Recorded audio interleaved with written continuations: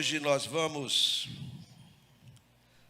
continuar aqui na carta de Paulo aos Romanos, desta feita no capítulo 8, onde nós temos aqui um assunto importante da palavra do apóstolo Paulo, na direção, na orientação do Espírito Santo para as nossas vidas. O texto que eu quero tratar com a igreja, com os irmãos, você que está conosco pela internet, pelo YouTube. Falando em YouTube, eu quero incentivar você que ainda não o fez para fazê-lo, que é se inscrever no nosso canal do YouTube, Primeira Igreja Batista em Sidrolândia no YouTube. Entre lá, inscreva-se, faça parte, divulgue também para os seus amigos, porque também é uma maneira, uma forma que nós temos de levar a mensagem adiante, que ela chegue a muitas outras pessoas, e você pode certamente nos ajudar com isso. E como estava dizendo, o texto que é objeto da nossa reflexão nesta oportunidade, ele se reveste, meus amados irmãos, de extrema importância para a firmeza da nossa fé evangélica. O apóstolo Paulo, quando escreve à igreja que estava em Roma, ele descortina diante daqueles irmãos a relevância do sacrifício expiatório de Jesus Cristo e as suas consequências na vida dos crentes, não somente dos crentes lá de Roma, mas de todo o mundo e de todos aqueles que viriam a crer na mensagem de Jesus ao longo da história. Portanto, então, eu peço, sim, com toda a minha humildade, a sua atenção para essa mensagem que será entregue, porque eu reputo que ela é de suma importância para cada membro da igreja, para cada um de nós. Eu aprendo muito com as cartas do apóstolo Paulo. Cada vez que as leio, sempre eu ganho algo novo para a minha vida espiritual, para o ministério, para o meu relacionamento com Deus. E a minha oração hoje, nesse momento, queridos, é que o Espírito Santo nos oriente neste tempo que aqui estaremos lendo e refletindo na mensagem que está no capítulo 8, e eu convido você a abrir Romanos capítulo 8, leitura a partir do verso 31. Romanos 8, a partir do verso 31. Quem está comigo? Romanos 8, a partir do 31. Ok, amém. Está assim: que diremos, pois, à vista destas coisas? Se Deus é por nós, quem será contra nós? Aquele que não poupou o seu próprio filho, antes por todos nós o entregou, porventura não nos dará graciosamente com ele todas as coisas? Quem intentará acusação contra os eleitos de Deus? É Deus quem os justifica. Quem os condenará? É Cristo Jesus quem morreu, ou antes, quem ressuscitou, o qual está à direita de Deus e também intercede por nós. Quem nos separará do amor de Cristo? Será a tribulação, ou a angústia, ou a perseguição, ou a fome, ou a nudez, ou o perigo, ou a espada? Como está escrito: por amor de ti somos entregues à morte o dia todo, fomos considerados como ovelhas para o matadouro. Em todas estas coisas, porém, somos mais que vencedores, por meio daquele que nos amou. Porque eu estou bem certo de que nem a morte, nem a vida, nem os anjos, nem os principados, nem as coisas do presente, nem do porvir, nem os poderes, nem a altura, nem a profundidade, nem qualquer outra criatura poderá separar-nos do amor de Deus que está em Cristo Jesus, nosso Senhor. Pai de amor e de graça, louvado e exaltado seja o teu nome. Oh, meu Deus, que o teu Espírito Santo esteja nos conduzindo agora e que nós, cada um de nós, em completa submissão, possamos, ó Deus, ser ensináveis neste momento e aprender aquilo que tu tens para nos ensinar. É a oração que fazemos, Pai, agradecidos em o nome de Jesus. Amém? Muito bem. Vitoriosos é o tema que eu quero tratar com os irmãos nesse tempo que aqui vamos refletir nesta palavra maravilhosa na carta de Paulo aos Romanos. O verso 31, Paulo faz uma pergunta interessante, ele questiona: que diremos, pois, à vista destas coisas? Se Deus é por nós, quem será contra nós? Se Deus é por nós, quem será contra nós? Que pergunta maravilhosa que o apóstolo faz. Isso nos leva ao primeiro entendimento nesse texto, que é: somos vitoriosos pela certeza do amor de Deus. Nós somos vitoriosos pela certeza do amor de Deus. Eu tenho certeza que Deus me ama. E cada um de nós precisamos ter essa certeza em nosso coração, que Deus nos ama. Se Deus está conosco, o que é que pode nos abalar? A declaração vitoriosa de Paulo é o resumo da mensagem poderosa do Evangelho, que o Senhor, Ele está ao nosso lado. E o Senhor, certa feita, Ele disse: eis que estarei convosco todos os dias, até a consumação dos séculos. Então o Senhor, Ele está sempre conosco, em qualquer circunstância. Não há nenhuma situação em que Deus não está conosco, nos dirigindo, nos orientando, nos guardando, nos dando todo o direcionamento que nós precisamos. E Paulo está nos dizendo que não há ninguém, pessoas, situações, cuja hostilidade ou ameaças nós devemos temer. Nós não precisamos temer nada e nem a ninguém. Se você está firme em Jesus, você não precisa ter medo de nada, absolutamente nada. Isso é muito importante eu entender, é muito importante você entender, não é? Porque a história de vida do apóstolo Paulo, ela é eivada de muitas lutas, de muitas dificuldades, de muitos problemas, de muitas perseguições, e ele sobressaiu a todas elas.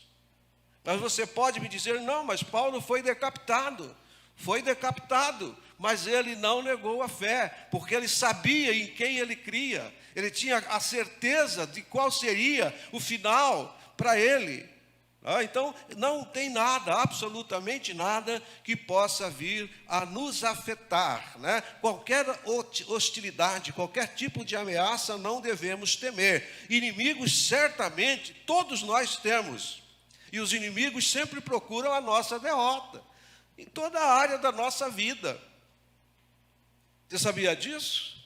Que o inimigo, ele está sempre tentando colocar uma armadilha, um laço, para pegar os filhos, os servos de Deus?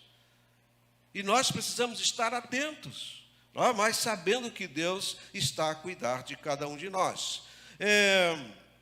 Até mesmo quando essas circunstâncias podem nos causar algum tipo de sofrimento. Agora eu convido você a ir na carta aos Coríntios, na segunda carta de Paulo aos Coríntios, capítulo 11, versos 23 em diante. Paulo vai dar o seguinte relato, São ministros de Cristo, falo como fora de mim, eu ainda mais em trabalhos, mas muito mais em prisões, em açoites, sem medida, em perigos de morte muitas vezes. 5 vezes recebi dos judeus uma quarentena de açoites, menos um. Fui 3 vezes fustigado com varas, 1 vez apedrejado.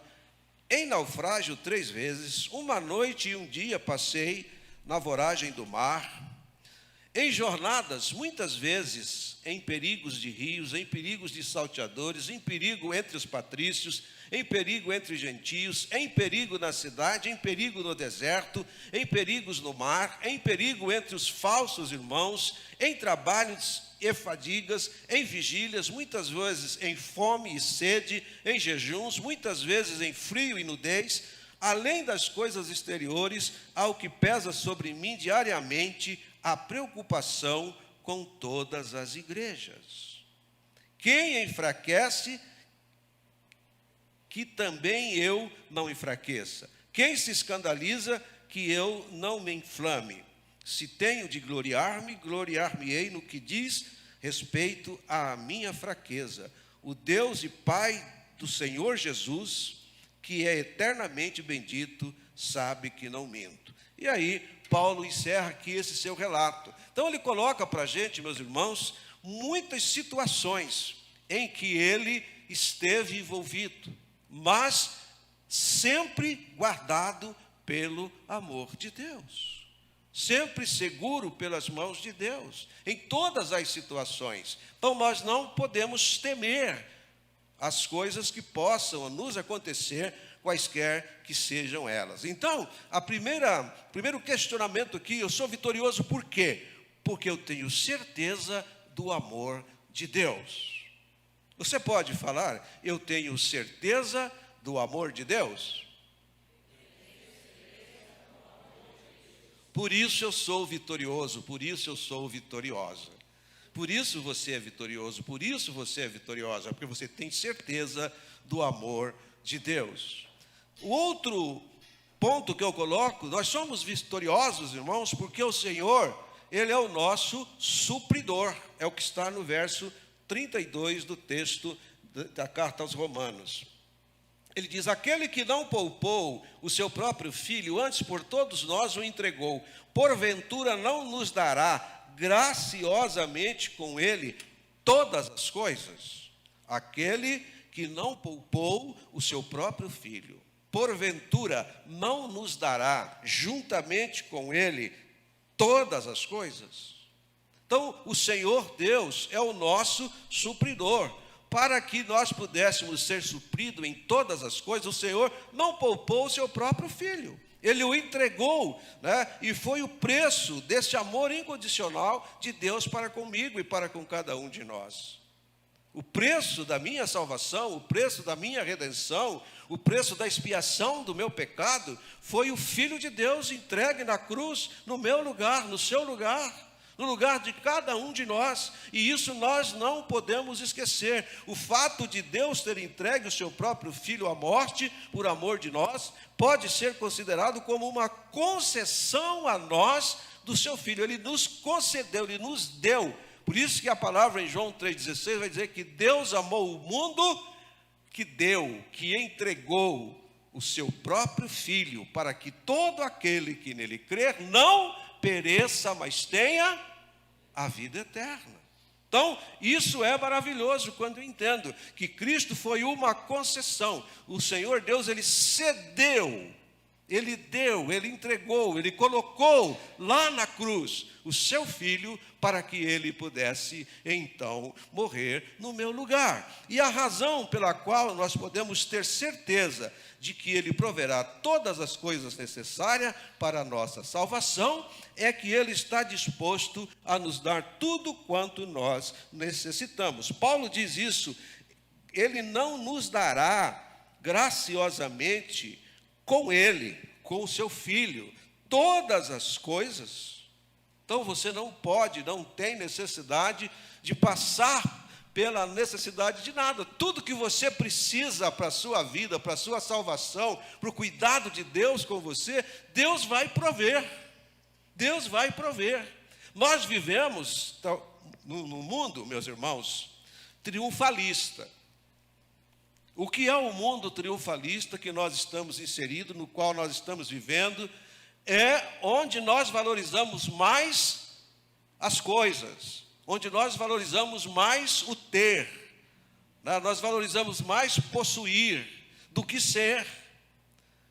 Mas quando Deus fala através, o Espírito Santo fala através de Paulo, nos ensinando que Deus vai nos dar todas as coisas necessárias para a nossa vida, para a nossa salvação, para nós não deixarmos de seguir no caminho da salvação, no caminho de Deus. Nós não estamos falando aqui de coisas pecuniárias, né? Aquele teologia da prosperidade. Não é isso não, estou falando de salvação, de vida eterna, de vida com Deus. É isso que nós precisamos entender, né? Então nós somos vitoriosos porque o Senhor é o nosso supridor. Ele supre todas as nossas necessidades, tudo quanto nós precisamos. Por quê? Né? Vem aí o terceiro ponto, vitoriosos porque Jesus Cristo, Ele é nosso intercessor. É o que nós vemos nos versos 33 e 34. Diz: quem intentará acusação contra os eleitos de Deus? É Deus quem os justifica. Quem os condenará? É Cristo Jesus quem morreu, ou antes quem ressuscitou, o qual está à direita de Deus e também intercede por nós. Se nós temos em Jesus o nosso intercessor, nós não temos o que temer. Nós podemos olhar para isso com esses olhos com os quais o apóstolo Paulo já olhou e pôde escrever para nós na sua carta aos Romanos. Paulo, ele coloca de forma estratégica algumas questões importantes para a reflexão dos seus leitores. Tá? Através das perguntas, ele faz com que ecoe, então, as declarações que poderiam estar esquecidas dos seus leitores. Por isso que ele começa aqui colocando a ideia daquilo que está preconizado no livro de Isaías. Eu quero que você abra comigo Isaías capítulo 50. Isaías 50, o verso é o 8. 8 e 9, diz assim: perto está o que me justifica. Quem contenderá comigo? Apresentemo-nos juntamente. Quem é o meu adversário? Chegue-se para mim. Eis que o Senhor Deus me ajuda. Quem há que me condene? Eis que todos eles, como um vestido, serão consumidos, a traça os comerá. Então Isaías aqui está falando a respeito, né, do que viria a acontecer alguns séculos na frente, não é, com a presença e a direção de Jesus. Esse que justifica, esse que nos guarda, esse que intercede por nós, é o Senhor Jesus. É Ele que faz esse trabalho da intercessão. O Salmo 110, 1 também nos leva a essa reflexão. Vejamos o que diz o Salmo 110, verso 1. Vamos abrir a Bíblia aí, povo santo. Se você não folheia a Bíblia durante a semana, aqui vai folhear hoje. Tem bastante versículo. 110, Salmo 110, verso 1. Disse o Senhor ao meu Senhor: assenta-te à minha direita, até que eu ponha os teus inimigos debaixo dos teus pés. O que é que Paulo está dizendo para nós, no versos aqui 34? Quem os condenará? É Cristo quem morreu, ou antes, ou ele vai mais do que isso, antes quem ressuscitou, o qual está à direita de Deus e também intercede por nós. Hoje pela manhã nós tivemos a oportunidade de olhar um pouco sobre isso. Nós falamos sobre a salvação e aqui na escola bíblica nós falamos a respeito dessa intercessão de Jesus, ele como intercessor que está lá, não é, à direita. E nós vimos no livro de Apocalipse que abre-se o livro e o livro é passado para quem está à direita daquele que está sentado no trono. Quem é que está à direita do que está sentado no trono? É Jesus. E o que é que ele está fazendo? Intercedendo por nós. E é isso que Paulo acaba de colocar. Ele é o nosso intercessor. E nós precisamos então, meus amados, dar resposta a essas questões. Quem intentará acusação? Ninguém. Pois Deus já nos justificou. Deus já nos justificou. Quem nos condenará? Ninguém, porque Cristo Jesus é quem morreu e ressuscitou para nos dar a vida eterna. Então, a vida eterna é um dom, é um presente, é uma dádiva que Deus concedeu a mim e a você, e que nós precisamos valorizar isso. Às vezes nós não valorizamos na medida que deveríamos valorizar a vida eterna, aquela que nós ganhamos do Senhor, e nós precisamos fazê-lo, porque é importante, né? Ele, à direita do Pai, está intercedendo incessantemente por nós. Este é um ponto focal na caminhada na igreja primitiva, porque ela estava alicerçada na fé inabalável que Jesus é Senhor. Romanos 10:9 diz isso: Jesus é Senhor. Essa declaração que está na carta aos Romanos, Jesus é Senhor, lá no capítulo 10, verso 9, é importante você entender a razão pela qual ela está ali colocada, dizendo que Jesus é Senhor.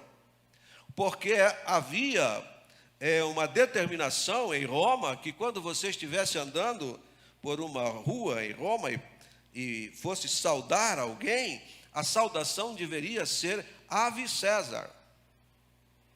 E os cristãos, teimosos que eram, metido, quando alguém passava por ele e dizia Ave César, ele falava: Jesus é o Senhor.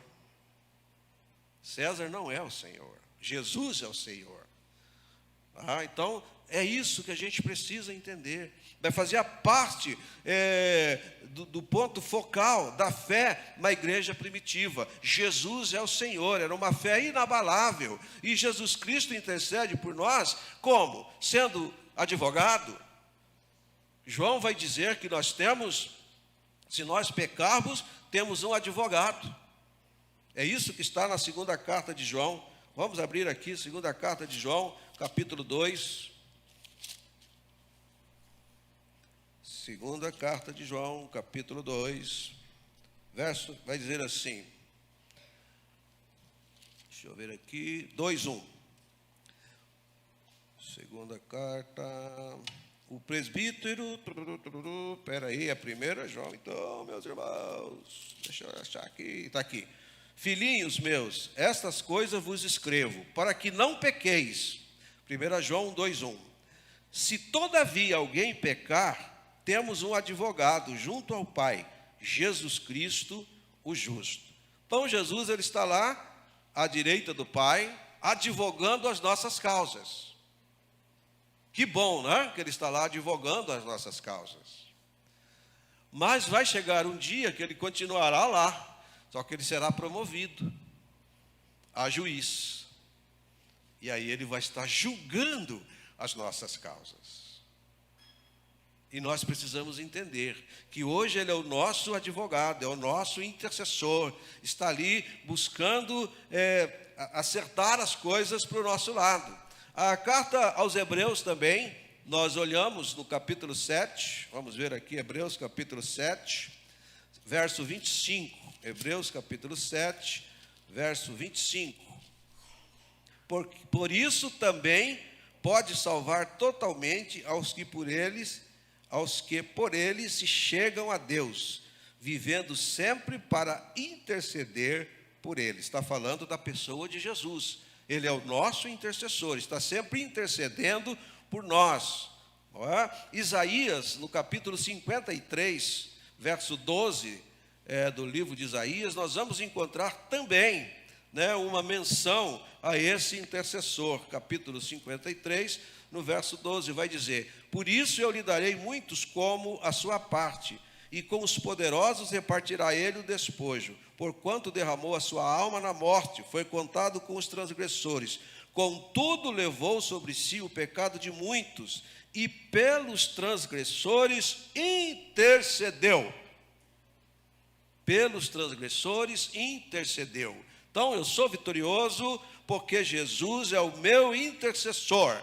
Ele está intercedendo por mim junto ao Pai, diariamente, cotidianamente, toda hora, todo tempo. Jesus está lá defendendo a nossa causa. E isso, meus irmãos, é algo para a gente ficar muito feliz.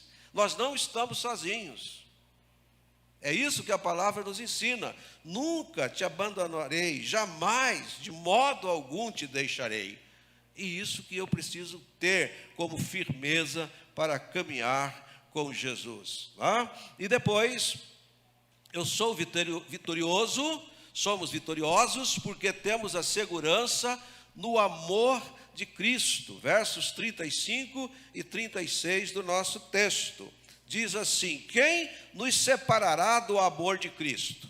Quem nos separará do amor de Cristo? Será a tribulação, a angústia, a perseguição, a fome, a nudez, o perigo, a espada?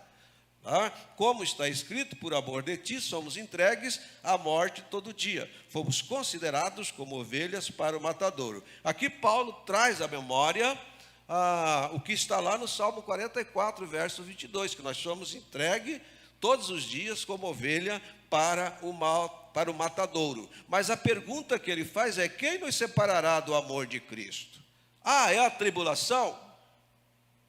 Bom, a tribulação, nesse momento, os meus irmãos, os nossos irmãos, que estão lá na Ucrânia, né, levando bomba na cabeça todos os dias, eles estão uma terrível tribulação.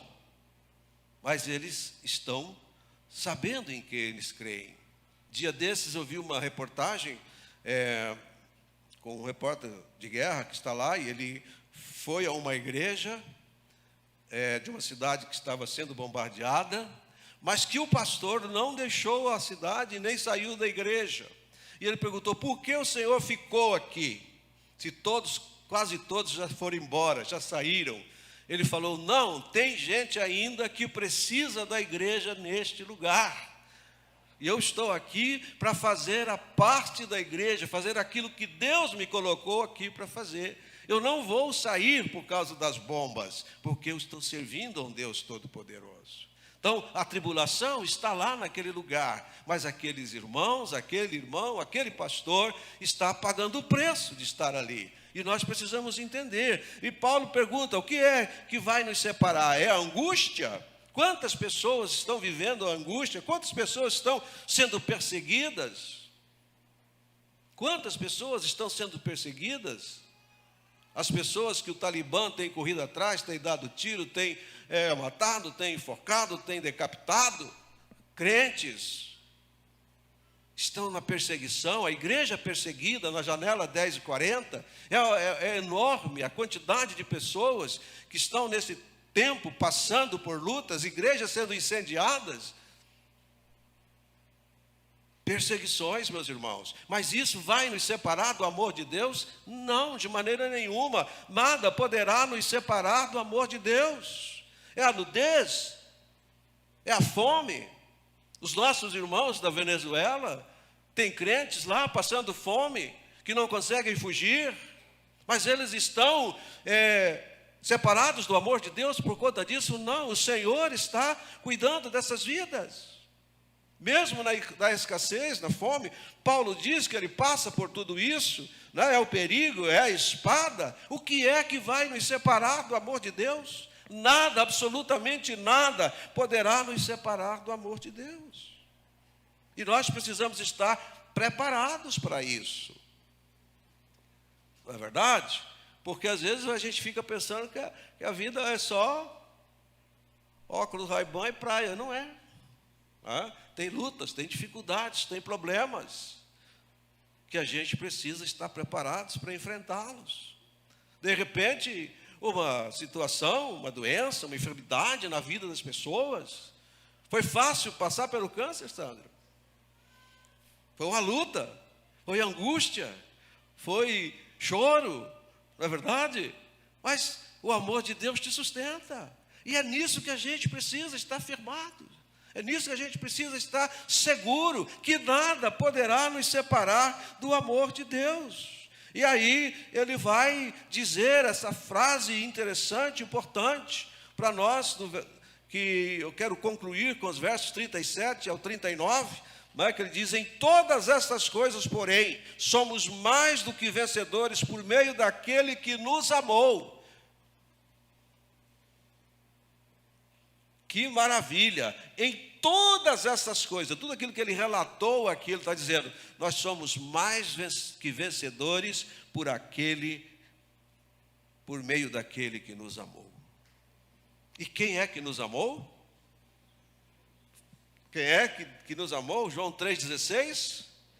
Deus amou o mundo de tal maneira. E eu estava no mundo, você estava no mundo que Deus amou, não é? Ele já sabia de cada um de nós, né? Então é importante, com a declaração desse verso 37, nós vamos aprender que devemos ter confiança na vitória, mas saber que ela não virá como fruto da nossa coragem, da nossa perseverança ou da nossa determinação, mas por meio de Jesus Cristo. Somos mais do que vencedores por meio daquele que nos amou. Não é a nossa força, não é a nossa perseverança, não é a nossa qualidade como pessoa humana, não. É Cristo que nos dá essa força, é Cristo que nos dá essa segurança. A esperança é na segurança que está em Jesus Cristo, é a âncora da nossa alma, para que a gente possa caminhar. Carta aos Hebreus, capítulo 6. Vamos voltar à carta aos Hebreus, capítulo 6. Quero ler com os irmãos, aqui uns versículos importantes, né? Capítulo 6 da carta aos Hebreus, deixa eu achar aqui, verso 17. Por isso, Deus, quando quis mostrar mais firmemente aos herdeiros da promessa a imutabilidade do seu propósito, se interpôs com juramento, para que, mediante duas coisas imutáveis, nas quais é impossível que Deus minta, é impossível que Deus minta, forte alento tenhamos nós, que já corremos para o refúgio, a fim de lançar mão da esperança proposta. A esperança a qual nós temos por âncora da alma, segura e firme, e que penetra além do véu. Onde Jesus, como precursor, entrou por nós, tendo se tornado sumo sacerdote, para sempre, segundo a ordem de Melquisedeque. Então, Jesus, ele é essa âncora da nossa alma, que nos mantém firme.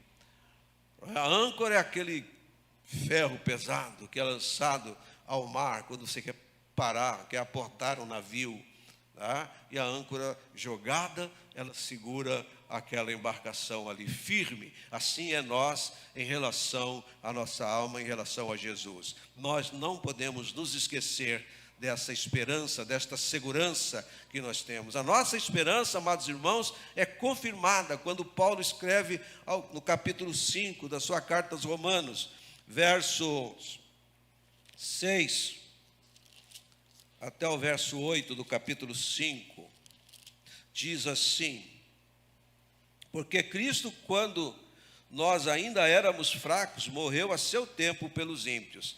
Dificilmente alguém morreria por um justo, pois poderá ser que pelo bom alguém se anime a morrer. Mas Deus prova o seu próprio amor para conosco, pelo fato de ter Cristo morrido por nós, sendo nós ainda pecadores. Cristo morreu por nós, sendo nós ainda pecadores. Há muitas pessoas que às vezes dizem: não, eu quero ir para a igreja, eu quero aceitar Jesus, mas primeiro eu preciso parar de ser um pecador. Não adianta. Você vai continuar sendo um pecador. Agora você precisa ser um pecador salvo, lavado, redimido pelo sangue precioso do Cordeiro. É esse tipo de pecador que você tem que ser. Pecador salvo por Jesus. Não é? Porque Ele morreu por nós, sendo nós ainda pecadores. Interessante entender isso. Na carta aos Gálatas, nós também encontramos essa mesma declaração, né? No capítulo 2, no verso 20, aqui de Gálatas, vai dizer: logo já não sou eu quem vive, mas Cristo vive em mim, e esse viver que agora tenho na carne, vivo pela fé no Filho de Deus, que me amou e a si mesmo se entregou por mim. Ele me amou e a si mesmo se entregou por mim, no meu lugar, morreu para me salvar. Irmãos, isso é maravilhoso, isso é espetacular. E Paulo vai demonstrando a sua confiança, fazendo algumas comparações que nós precisamos olhar aqui no texto que estamos refletindo. Verso 28, ele diz: porque estou bem certo de que nem a morte, nem a vida, nem os anjos, nem os principados, nem as coisas do presente, nem do porvir, nem os poderes, nem a altura, nem a profundidade, nem qualquer outra criatura poderá separar-nos do amor de Deus que está em Cristo Jesus, nosso Senhor. E Paulo, ele escreve algo interessante quando escreveu aos Filipenses, não é? Que ele diz que para ele morrer é lucro. Não é isso que ele escreve? Filipenses 1, quer ver? Olha só, versos 21 ao 23 da carta aos Filipenses. Portanto, para mim, o viver é Cristo e o morrer é lucro. Portanto, para mim, o viver é Cristo, o morrer é lucro.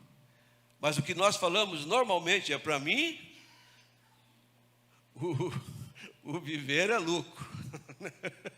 Mas Paulo diz o contrário, diz que para ele o viver é Cristo, o morrer é lucro. Entretanto, se viver da carne traz fruto para o meu trabalho, já não sei o que hei de escolher. Ora, se de um e outro lado estou constrangido, tendo o desejo de partir e estar com Cristo, o que é incomparavelmente melhor. Paulo está dizendo: é muito melhor estar com Jesus.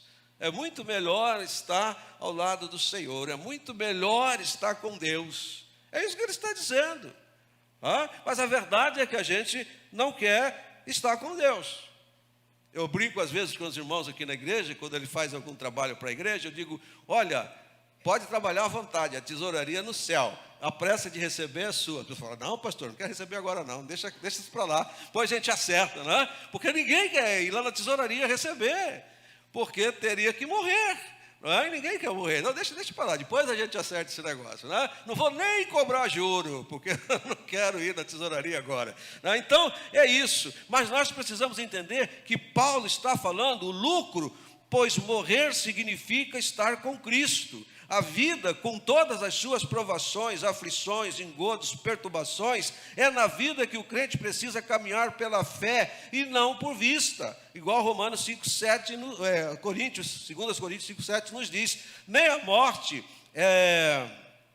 devem nos assustar. É o que afirma o próprio Paulo, né? Escrevendo o capítulo 14, na carta aos Romanos, que no capítulo 14, Paulo vai dizer que a morte não pode nos assustar. Deixa eu ver aqui, versos 7 e 9. Porque nenhum de nós vive para si mesmo, nem morre para si. Porque se vivemos, para o Senhor vivemos. Se morremos, para o Senhor morremos. Quer, pois, vivamos ou morramos, somos do Senhor. Foi precisamente para esse fim que Cristo morreu e ressurgiu, para ser Senhor, tanto de mortos quanto de vivos. Morto ou vivo, eu sou do Senhor. Que segurança, irmãos. Tem gente que não quer morrer porque não sabe para onde vai. Tem medo da morte, porque não tem certeza da salvação. Isso é sério. Eu já perguntei, já tive a oportunidade de perguntar para irmãos, membros de igreja: irmãos, tem certeza da salvação? Pastor, não tem não, hein? Falta alguma coisa aí para eu ter essa certeza. Mas nós precisamos ter certeza da vida eterna, que nós fomos salvos para a vida eterna. Cristo morreu por nós para nos dar a vida eterna. Então é importante a gente entender isso. Paulo diz que além da morte, da vida, ele diz que os anjos e principados também não podem nos afastar, nos separar do amor de Deus. Com isso, Paulo quer dizer que não há nenhum poder, meus irmãos, nem poder cósmico, espiritual, seja ele do bem ou do mal, capaz de nos separar do amor de Deus, que está em Cristo Jesus. Isto porque Jesus Cristo já venceu a batalha por nós. Essa é a verdade, essa é a realidade. Mas ainda tem crente que tem medo de escuro. Tem crente que não passa embaixo da escada, tem crente que não faz isso, tem crente que não faz aquilo, tem crente que não vai na sexta-feira 13, eu não sei porquê, tem crente, meu Deus, o que pode te separar do amor de Deus, irmãos? Nada, absolutamente nada. Nada pode nos separar do amor de Deus. Por isso que ele coloca anjos, principados, coisas do presente, coisas futuras. Nem as coisas escatológicas que estão lá destrinchadas no livro do Apocalipse pode nos afastar do amor de Deus. Você não precisa, não deve de forma nenhuma ter medo do juízo final.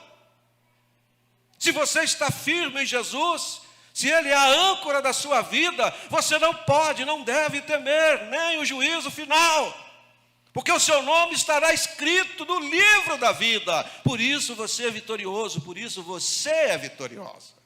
Nada pode nos separar do amor de Deus. Isso é importante, é fundamental, meus irmãos, para que nós possamos prosseguir, ir adiante na nossa vida. E Paulo vai dizer também coisas presente, futura, altura e profundidade. A referência aqui é lugar mesmo. O salmista diz: olha, se eu vou no céu, tu estás. Se eu desço as profundidades do céu, o Senhor está lá também. Não há lugar onde o Senhor não esteja, em todos os lugares. E eu creio, irmão, na ressurreição dos mortos. E a Bíblia diz que um dia o mar dará os seus mortos. Há aviões, navios afundados que nunca foram encontrados. Vidas estão lá, pessoas foram colocadas nas profundezas do mar. Lá na região abissal, 10.000 metros de profundidade, ou talvez mais. E ali eles serão trazidos de volta para o dia do juízo. Não há profundidade ou na altura, aonde quer que esteja, não haverá empecilhos. Nada vai nos separar do amor de Deus. E é isso que nós precisamos entender. Nenhuma outra criatura. Paulo coloca aqui, olha, se tem alguma outra coisa que você possa imaginar, ela também não vai te separar do amor de Deus. Por quê, meus irmãos? O amor de Deus está em Cristo Jesus, o nosso Senhor, já que o amor de Cristo não é verdadeiramente conhecido até que se reconheça como o amor do próprio eterno Deus. E é somente em Jesus Cristo que o amor de Deus é plenamente manifesto como o que Ele é realmente. Então nós precisamos estar atentos a isso. Então seremos vitoriosos, amados irmãos, quando entendermos isso, que nós somos vitoriosos pela certeza do amor de Deus, vitoriosos porque o Senhor é o nosso supridor, vitoriosos porque Jesus Cristo é o nosso intercessor, vitoriosos porque temos a segurança do amor de Cristo e que nada, absolutamente nada, poderá nos separar do amor de Deus. Amém? Que Deus abençoe a sua vida e essa palavra ao seu coração.